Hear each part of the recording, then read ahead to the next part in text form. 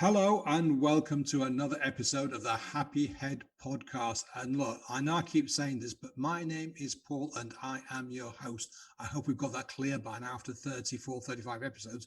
Today, I am joined by the spectacular Lois Wagner. Good afternoon, Lois. How are you doing? Oh, now that you called me spectacular, I'm doing fantastic. Well, there you go. And we were just chatting before we went live. I'm just saying that how much I love your backdrop there, the kind of the sky at night and the Milky Way and the woman on the giving it the Titanic look and the butterfly. And the butterfly is actually your logo, isn't it? That's correct. And you are in South Africa, Johannesburg, if I remember correctly. That I am, yes. Cool. So how are things with you today? Yes, we're starting to go into autumn, so it's cooling down, but everything's great. That is so weird when you say that because, like, we are in the same space and time, but we're kind of like spring where it's cold and the sky's kind of quite nice, although it's just dulled over. And you're saying it's autumn. That's like a season ahead of me. It's bizarre, isn't it? It's amazing what has happened with virtual communication that we can do this. Yeah, it's amazing. I mean, in the past week, I've spoken to your good self in South Africa, a lady in Brisbane, Australia. Today, this morning, a lady in the north of England, and last week, two sides of the United States. So Florida and Los Angeles, and then in the same day, somebody up in Canada. It's just phenomenal what we can do. And when I was a kid, making a phone call to somebody down the road was a challenge. But I bet you can still remember your phone number. Actually, the very first phone number, I can't remember it. One subsequently I can remember, but the original one, actually, no, I can remember it. Yeah, bloody hell, now you mention it. Yeah, I can, because we didn't actually have a phone. When I was from being born through to around about, when did we move? uh I was about 7, 8, or 9, something like that. We lived in a tenement, so a row of about 6 houses, then a wall, and then another row opposite, and we had outside toilets and no phone. I don't actually recall that, but I've seen photographs and everything. Yeah, and the phone was like at the end of the street, an actual call box thing. Outside toilet. I mean, how many people in the UK and South? Well, I guess in South Africa is probably still a thing. Yeah, but it's here in the UK. I don't think anybody has outside toilets anymore. It's just bizarre to actually think of that concept. Actually leave your house, walk down to the end of the garden to go for a wee. It's just so funny. Yes, Anyway, we you haven't come to do a history lesson on the history of plumbing in the UK. We've come to talk about your journey. So why don't you give us a bit of a start, Lois? Tell us about who you are and your journey from when to today. Well, Lois, and I'm your friend for forgiveness. So that gives you an idea of what I do. Um, well, my journey depends on where you want to start on my journey because Wherever you I've lived like. a long life. So I can start 66 years ago if you like, Oh, you beat or me I by can six start. years. You beat me by 6 years. I'm 60. So I can start 66 years ago, or I can start 26 years ago. Which would you prefer? You start where you would like to start, Lois. You're the guest. You decide. Over to you. All right, well, why forgiveness? Why am I your friend for forgiveness? I'll start where that journey began, which is 26 years ago. So, 26 years ago, after having careers in marketing and management consulting, I went into a partnership in a digital printing business. In those days, people didn't even own color printers. It's Mm. way back then. And we started a little printing shop. It was fabulous. It was small. Every artist and designer used to come to us with their discs and the stiffy discs, and we would print it for them. It was very exciting. And we were in business for about 2 years. And I was working late one night, finishing off a job. My partner had gone on holiday, and I was sitting in the little courtyard working when I was attacked from somebody scaled the wall, attacked me, raped me, and left me for dead. So that was where my life changed completely. Um, I was so angry, as you can well imagine.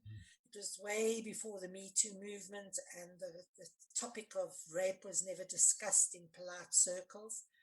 And so I was so angry. I wanted to change the world. I wanted to change the law, and I became an activist, and I lobbied, and I petitioned, and I marched, and I did what I thought I needed to do.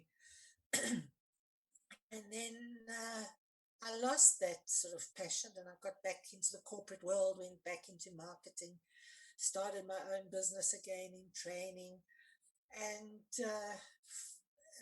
13 years later, I left South Africa and I went to work in the Middle East.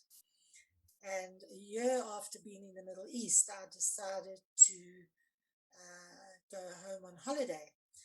But before I left to go home on holiday, I contacted the prison authorities. The rapist had been given a 25-year prison sentence. And to this day, I don't know what made me contact the authorities, because I hadn't made any inquiries before. And I contacted them and I wanted to know whether he was still in prison. And they said, yes, his parole hearing was the day after I arrived in the country. I thought, wow, that's a coincidence. And in addition, the law had just changed, allowing what they call victims of serious crimes to attend parole hearings. So I attended against the advice of everybody in my family and friends. And I went to the prison and I forgave the rapist. And that is where my current journey really started, because it set me free. Forgiveness is such a powerful, powerful thing to do. I didn't walk out of that prison. I literally flew out of that prison, hence the butterfly. So, yeah, I flew free from all of the angst and pain and hurt from that experience. Can I just take you back a second? So you'd left your homeland, you'd moved to, I think it was Saudi Arabia, you were working in Saudi, you decided to come. It was actually a country called Oman. Oman, sorry, yeah, Oman. Had you kind of considered trying to get in touch with the prison organizations, and had you considered kind of forgiving the guy for what he'd done beforehand, or was it one of the, I hate this word, especially in these kind of circumstances, it was like an epiphany kind of thing? You just like, oh, I know what I'll do. I'm going to go and see what's going on, and I'll forgive the blog. That seems, I can't believe it was that cut and dried. Surely there must have been some kind of thought process after what he'd done to you. Well, I hadn't thought about it, really. I'd sort of, you know, just let it go, forget about it, And so all those years I just carried on with my life, focusing on other things and not dealing with it. And that's what we all do as survivors. We do it it's so wrong, because then you're surviving, you're not thriving, because you're just getting on with life and you're not dealing with it. So when I told my friends back in Oman that I was doing this, they all said, no, no, no, don't go. And then one friend said to me, oh, you must go and you must forgive him. I said, what? Don't be silly. I'm not going to forgive this man. Why would I do that? And he said, no, you must. You just must believe me.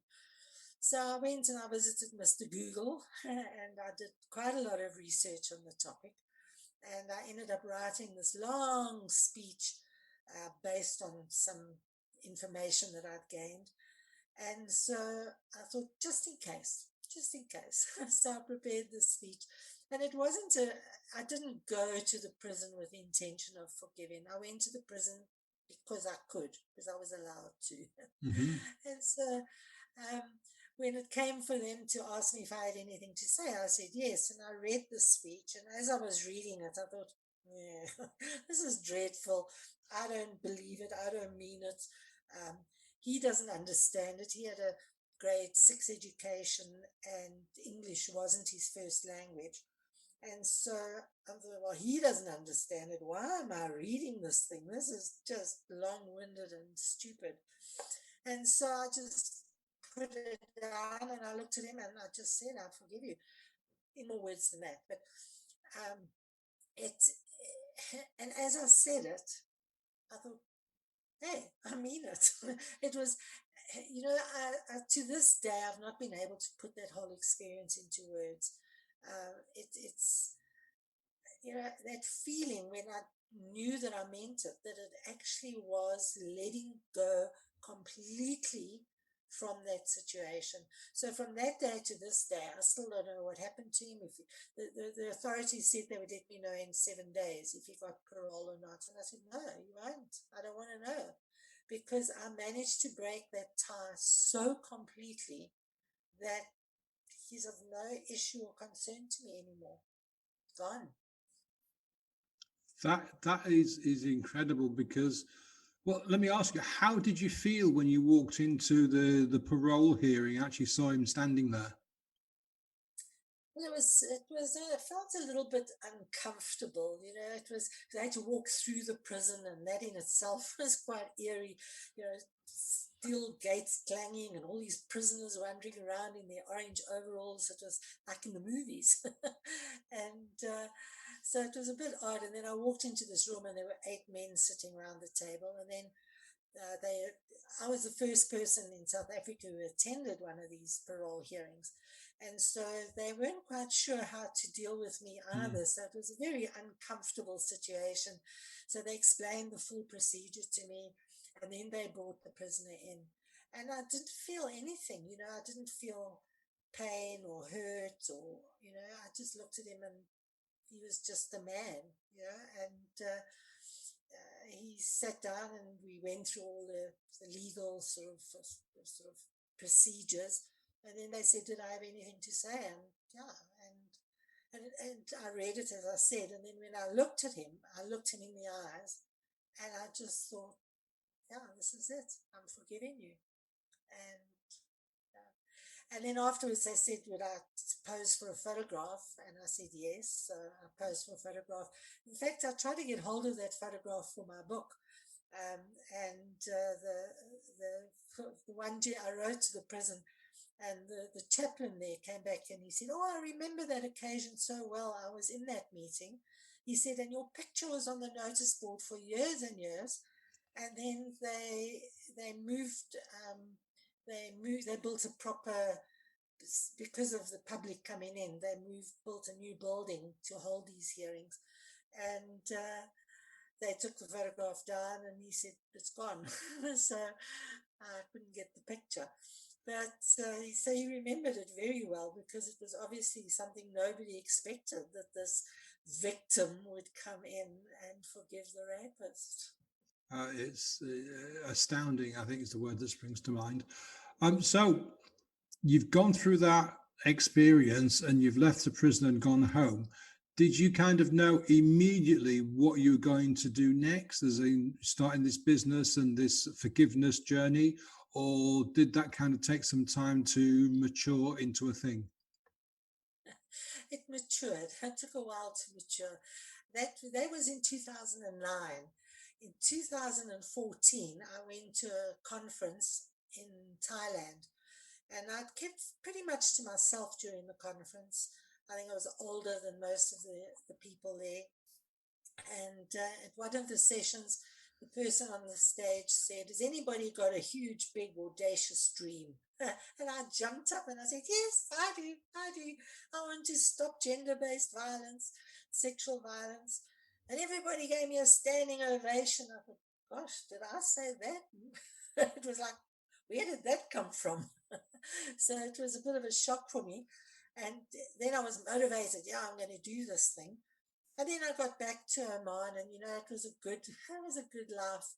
I really loved working and living there, and life was full. And I traveled, and yeah, I soon forgot that passion. And so I went back into my life, and then it was another 2018. I turned 64, and they wouldn't renew my work visa. They don't like people over 60. And so I had to return to South Africa. And when I got back here, I thought, well, what am I going to do? I've been in the corporate space my whole life. I'm 64 years old. Do I really want to go and start from scratch, getting myself known with all the corporates? Do I have that passion still in me? And I thought, no, now it's time. Now this has all happened for a reason. It's time now for me to do what I said I was going to do, which I started when I was raped and became an activist. And then when I said I was going to do in 2014, hey, it's time to do it. So I'm doing it. And what is it that you do?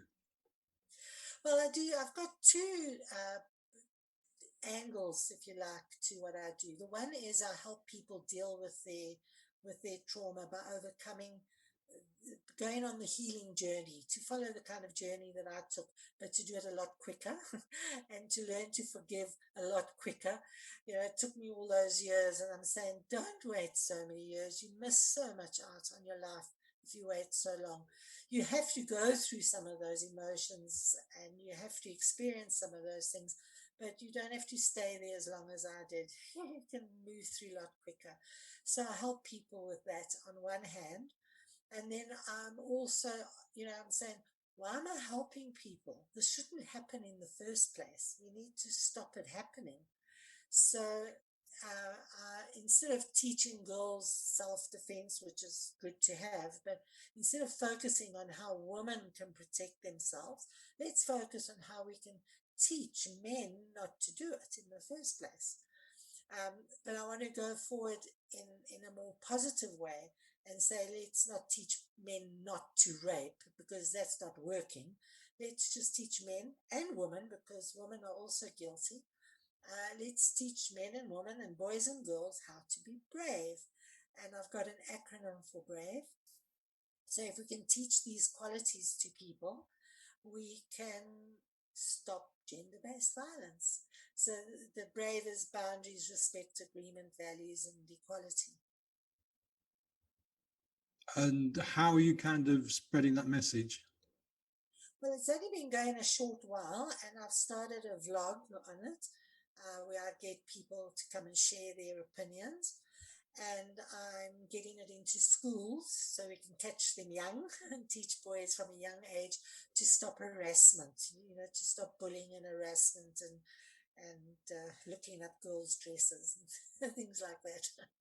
So I'm aiming at the schools. I would love to get it into institutions. I'd love to get it into um, prisons and youth homes and everywhere. Religious places, homes, parents, because it's something everybody should know and everybody should practice. So, so I'm starting with the schools. Do you think that violent behavior is nurture or nature, as in, are we born with a violent nature, or is it something that's learned? So if you come from a loving home where the parent or parents loves you and they respect each other, generally speaking, you become like your parents and you go out into the world and you kind of reflect what your parents have done whilst you've been around. Whereas if you're in an atmosphere of violence, narcissism, alcoholism, that kind of thing, you are very likely to reflect that kind of behavior as you grow. So what's your view on that? Have you got 3 hours to talk? No, I've got another podcast to do a bit later on. It's such a difficult question to answer because, the theory is hurt people hurt people. Yeah. So if you've been hurt, you tend to hurt other people. But you take some of these famous serial rapists or infamous serial rapists that have been around over the years. So many of them come from loving environments. They've had a normal upbringing. They've had a normal home. And then they turn to the serial disgusting behavior. So you get it from both sides. Yes, hurt people do hurt people, but hurt people also don't hurt people. So it's about, there's also the theory that you are the sum of the five people that you spend time with. So if you're mixing with the wrong crowd, and peer pressure is so important. You look at the gang culture. To be one of the gang, you've got to do Mm. some of the bad things that the gangs do. So you get pressure, even if you don't really want to do it, you get pressurized into doing it. So I think it's both nature and nurture. But it's how it's your environment and how you cope within your environment and what support structures you have within your environment. So, It's a short answer to a huge question. yeah, yeah, yeah, absolutely.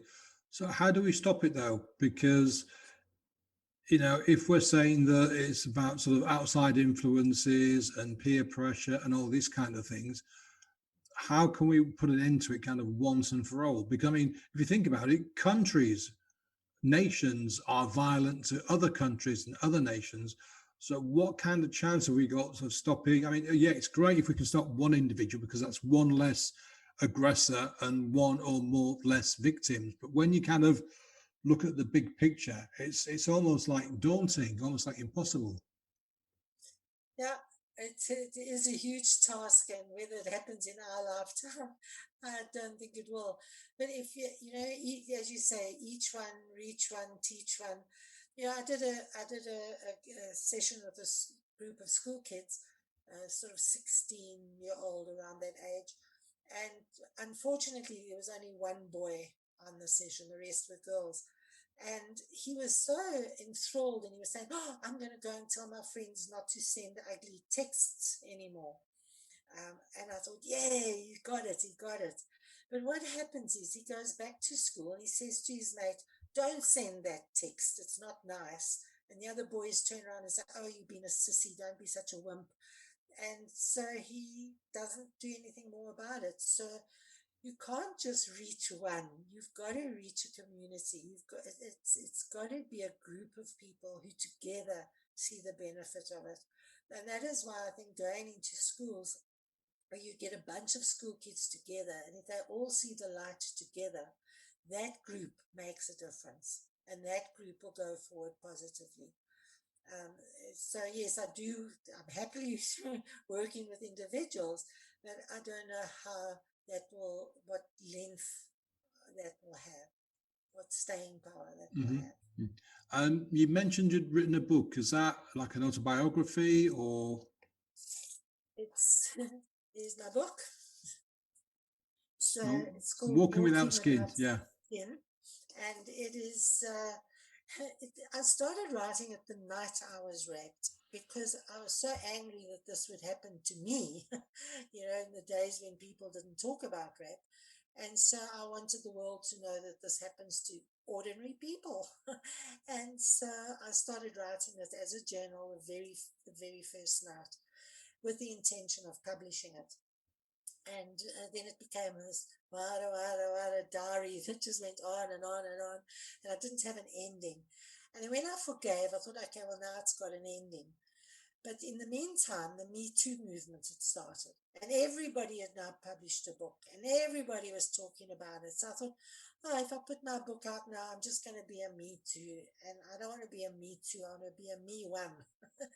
And so I let it lie and let it lie. And it was only when I started this business 2 years ago that I said, well, now it's time. And it's taken a change in its format. So it's part memoir. So it's still got all the diary entries that I made. But I've now incorporated a self help section, if you like. So it's got reflections. What Hmm. does this mean?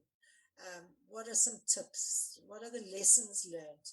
So that other people who've gone through, and it doesn't have to be an experience of a sexual nature, it could be any trauma, loss of a job, divorce, major accident, any kind of trauma you go through, the lessons are the same.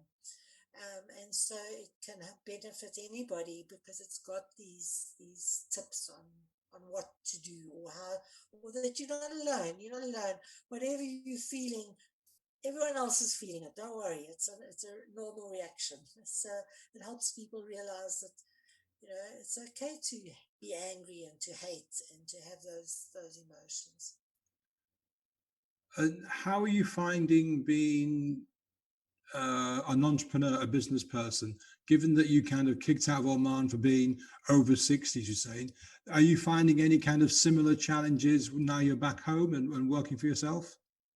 Well, for me, the first big project I started working on was a summit called Rape and Resilience, and I launched it right as COVID hit, and it was like suddenly everybody was only interested in COVID, and they were researching COVID, and this got lost in the activity at the time. And then since then, we've been in lockdown and COVID. So it's been a challenge to get seen and heard amongst all the noise out there. Because suddenly everybody became a coach, everybody became an author, everybody became a podcaster. I mean, I read somewhere that there were 1 million new podcasts. And so I don't know if that's true or not, but the point is suddenly there was this plethora of activity and podcasts and books, and you got to fight hard to get seen amongst all the activity that's taking place. So it's not been an easy journey. I saw statistics somewhere that for the UK, that in August of 2020, more books were published in that one month than have been published in something like the past X number of years. There was a phenomenal amount. So all these people that had there's always, I've got a book in me, I've got a book in me. They'd all kind of spent, lockdown writing this book. And then, poor old book world 2020 just like went ballistic. And in a way, it's a shame because hidden amongst all those hundreds of thousands of books that were published were probably some real gems, which will never kind of see the light of day because, the market just cannot absorb that many publications being put out over the same kind of time. Yeah, absolutely. And, so, regret is such a stupid emotion. But I look back and I think, why didn't I launch my book, publish my book when I forgave all those years ago? It would have been a very different book, but it might have got heard or seen a lot more than it has been. So, yeah, so it's a challenge, but I'm there to help people. And so if I help a few rather than 1 million, I help a few. I'm a firm believer in the kind of cliche that says when the student is ready, the teacher appears. And by that, I mean that if you were meant to write the book way back when, you would have done. So life experiences and other stuff have come along.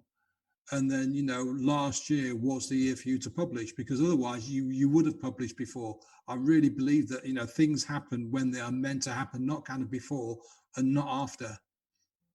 And I get that from the number of people that I've sort of talked to on this podcast and in sort of exchanges from posts that I've written and such like. It seems to be kind of like a running theme where people ask themselves, oh my God, what if I'd started this 20 years ago? What if I started this 15 years ago? And I've got to admit, I have to ask myself the same question. What if I'd become, a therapist / coach / whatever you want to call me 10, 15, 20 years ago? And somebody actually said to me, Paul, nah, you weren't ready then. You've built up a wealth of life experience. And now, or when I started, was the time for you to start. And yeah, that made sense. That made complete sense because if I'd started this 20 years ago, it wouldn't have worked. I can pretty much guarantee it wouldn't have worked. So I wouldn't have gone through the stuff that I've gone through between 20 years and when I started. And that makes a world of difference. Yeah, absolutely. And as I say, this book would have been very different. It would have been just a memoir. And whereas now it's partly a self-help guide. So listen, Lois, it's been fascinating talking to you. And I think, the thing that happened when you walked into that prison all those years ago to forgive that guy it's just amazing. What, if any, kind of final words, what would you say to anyone that's been through what you've been through, maybe hasn't gone through the release of feelings of guilt, shame, whatever. You know, it depends on where you are in your journey, because you can't forgive when you're still in victim. You know, when it's still fresh and new, you've got all those negative emotions. It's impossible to forgive when you're feeling so bad about life and Yeah. yourself and the perpetrator. So you can't forgive then. And then when you move, you move into the survivor mode, which is still a struggle. You're trying to get back into some kind of meaningful life, and you're trying to make sense of what happened, and you developing your resilience. You can't forgive then either, because you're still trying to get on with your life. It's only when you reach the next phase, which is the thriver phase, where you start going forward to a new reality and making, progress in a new direction, or you've got your passion. It's only then that you can consider forgiveness. So don't worry, and don't be pressurized or forced or feel that people, when they say you must forgive. No, you mustn't forgive. You will forgive when you're ready. And to make yourself ready, start practicing every day. People keep gratitude journals. It's become a thing over the years, and everyone now has a gratitude journal. I say keep a forgiveness journal every day. Three things: forgive yourself. Forgive yourself for burning the toast. Forgive yourself for not getting out of bed on time. Forgive yourself for kicking the dog. Okay? And write it down. Practice forgiving yourself, and then practice forgiving other people. The little things: forgive the dog for pooing on your carpet. Forgive the man for cutting you off in the traffic. And just learn, practice forgiving the small things, and you'll soon find that it's actually really quite easy to forgive. You get a lovely feeling. I can't explain that feeling. You have to experience it for yourself. On that note, listen, Lois, thank you so much for being a guest on the show today. I will obviously publish links to your book and your business, etc., in the show notes. Thank you, folks, for watching and listening. I really appreciate your time. Thank you, Lois, and speak to you again very, very soon. Bye now. Thanks. Bye.